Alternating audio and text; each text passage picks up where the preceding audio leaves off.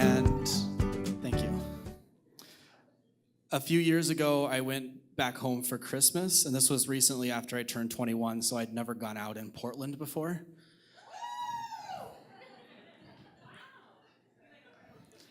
It's an awesome city. So I met up with some friends from high school. Earlier on in the night, we went out and we were hanging out and talking, and then they were going to go home.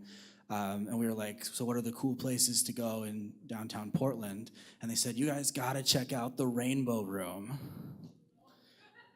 My friend, they were gay.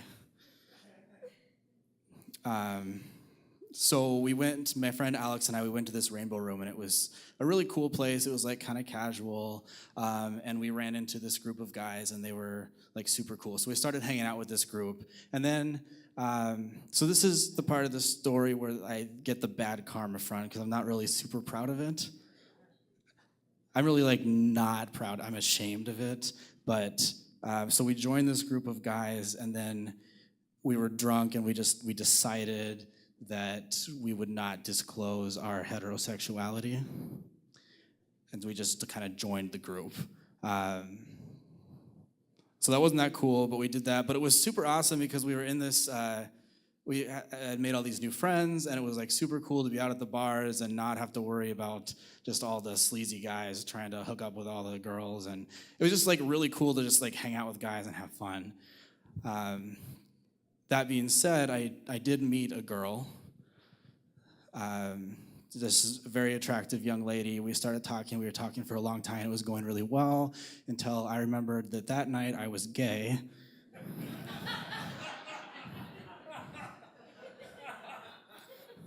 And like all our small talk was about how hot her boyfriend was.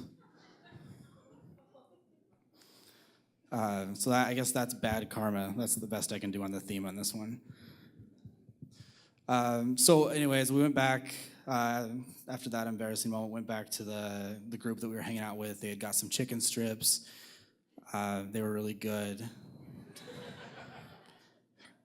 I didn't think this story out very much before I got. So we were eating the chicken strips. Were there sauces? I do not recall there being sauces, but I was drunk.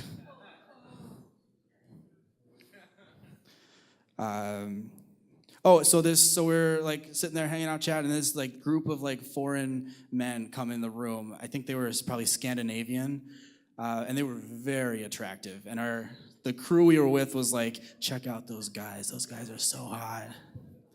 And they were like, which guy do you think is the hottest? And we all agreed on this one guy.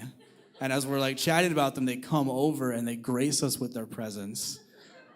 And the really hot guy, his name was Remy was his name. And everyone was like slobbering over him. He was like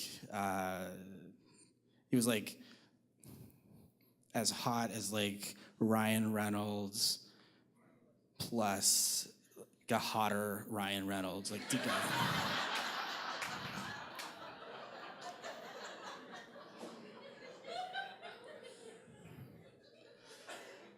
So we're like hanging out and talking, and then we decided to go over to the dance floor.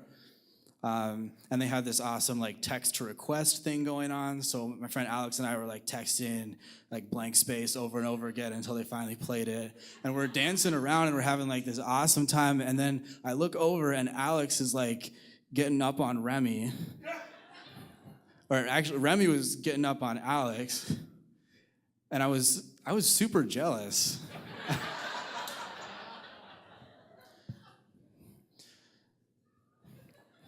I guess the way that I've come to think of my sexuality over the past few years is like, I've never been sexually attracted to a guy, but I don't think it would be impossible that I could be. And my jealousy for Remy in that moment really made me consider that.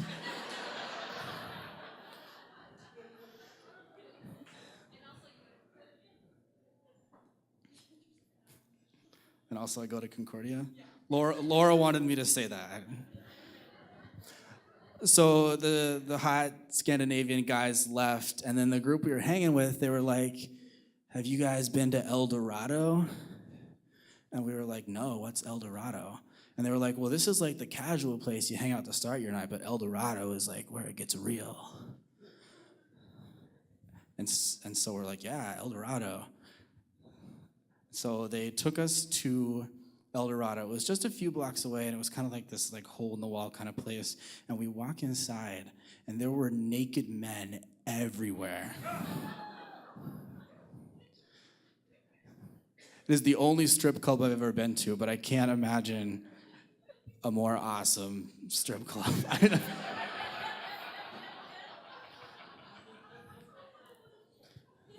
And we were like really, really drunk at this time, and we were like, we'd never been to a strip club before, and they were like, oh my God, this is what you have to do. And they like started pulling like dollar bills out of their pockets. Not like big dollar bills, like single $1 bills. And they stuffed them in our shirt collars, and they were like, you gotta go up to the thing where the people dance. I don't know, pole. Oh yeah, it was like there was like a stage, and there were men scantily dressed. It would be hard to call what they were wearing underwear. And then they were doing like acrobats on these poles. It was awesome. I had like mad respect for what they were doing because I couldn't do it. But we went up, so we'd go up to the front of the bar and we'd stand there in front of the stage, and then they would come down and they'd like whisper like really like sexy things in your ears, and they would like bite the dollar bills out of your collars, and they would kind of like rub you down. I don't know, an experience that I feel like I wouldn't have at a female strip club.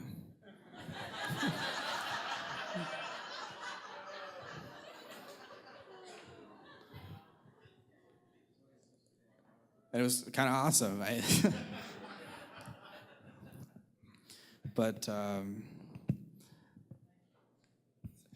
then I was just really drunk at that point. We went and got some Taco Bell, and then I went to bed.